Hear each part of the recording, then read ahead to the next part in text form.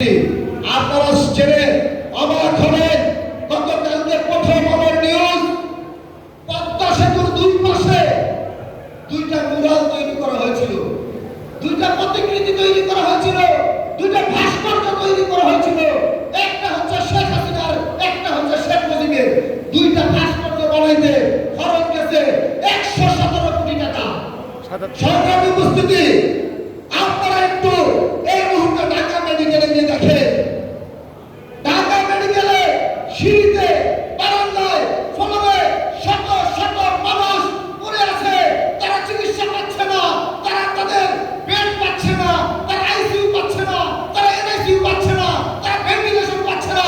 অথচ তাদের এই গরিব খেটে খাওয়া মানুষের অর্থ ব্যয় করে 117 কোটি টাকা ব্যয় করে দুইজনের মূর্তি তৈরি করেছিল পদ্মা সেতুর দুই প্রান্তে। আজকে আমরা এই রাষ্ট্র ব্যবস্থা মেনে নেব না। আমরা ব্যক্তি পূজার বাংলাদেশ আর চাই না।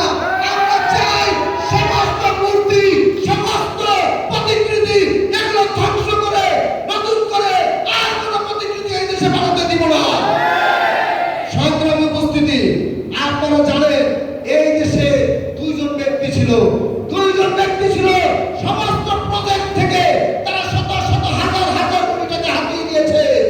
আপনারা জানেন রূপপুর পারমাণবিক প্রকল্প থেকে আপনারা শুনেছেন $5 বিলিয়ন, অর্থাৎ 59,000 কোটি টাকা দুই বোর্ড ভাগ করে নিয়েছে। 59,000 কোটি টাকা দুই বোর্ড ভাগ করে নিয়েছে এই রূপপুর পারমাণবিক প্রকল্প থেকে। এই রূপপুর পারমাণবিক প্রকল্পে এগুলো লুট করা 59,000 কোটি টাকা দিয়ে এই দেশে 6 কোটি বেকার মানুষের কর্মসংস্থানের ব্যবস্থা করা সম্ভব ছিল। শুধুমাত্র এই